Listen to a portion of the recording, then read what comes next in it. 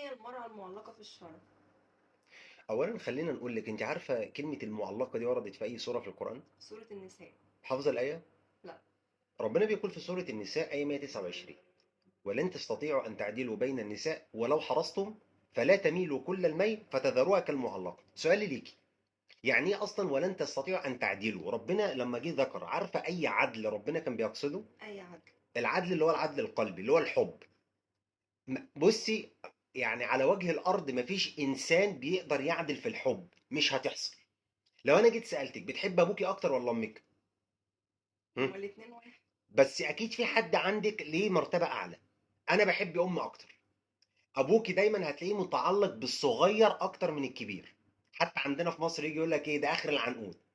دايما تلاقي الراجل بيحب حد في عياله اكتر من حد. طب ده لما يكون بين الاولاد، فبالك بين الزوجات. هو ده اللي ربنا قصده، العدل اللي ربنا قصده، العدل في الحب. بيبقى قلب الراجل متعلق للمرأة الأولى عن التانية، أو التانية عن الأولى، حسب قلبه هو. ممكن يجي يقول لك أنا بميل لأم العيال أكتر عن التانية، أو التانية أكتر من الأولى عشان شابة وصغيرة وكده. هو ده اللي ربنا قاله. بس ربنا لما جه بقى في نفس الآية قال فلا تميلوا كل الميل. مش معنى انك بتميل لواحدة عن التانية انك ما تميلش قوي وتظلم. انا عفوت عن الاولى لكن مش هعفو على التانية، اللي هو كل الميل ان انت بقى تتجاوز في المحبة القلبية. طب فهمتي لحد كده؟ طب أنا عندي سؤال. طب قولي. طب دلوقتي ربنا قصد إن احنا نعدل في هم. المحبة اللي في القلب، والمحبة اللي في القلب دي محدش بيقدر يتحكم فيها، يعني دي حاجة لا إرادية نابعة من القلب.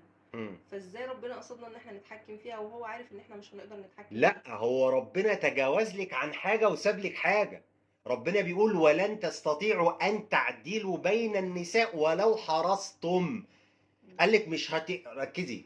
ربنا بيقول لك انت مش هتقدري، بيقول للراجل مش هتقدر تحب ازواجك كلهم على بعضهم بنفس المحبة القلبية. هتلاقي الراجل بيفضل واحدة عن التانية، فربنا بيقول لك انا عفوت عنك في دي، لان محدش هيقدر. فربنا نفسه بيقول ولو حرصتم. بس جه تجاوز عننا فين بقى؟ قال فلا تميلوا كل الميل. هنا بقى دي تمام. النقطة، فاهمة كده؟ تمام. دي النقطة اللي ربنا قال ما تميلش قوي. مش معنى انك بتحب ما واحدة قوي عن تظلمش. التانية ان انت تظلم الاولى. مم. لا، او تظلم التانية.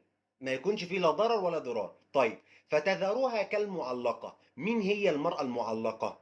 ده بقى ان شاء الله اللي هنعمله الفيديو القادم، عشان بس ما نطولش عليكم. معلش مش عايز اطول عليك، بس عشان يعني الفيديوهات ما تبقاش مملة بالنسبة لك، وبحيث ان المستمع الكريم لما يجي يسمعها المعلومات ما تتوهش منه. شكرا، السلام عليكم ورحمة الله وبركاته.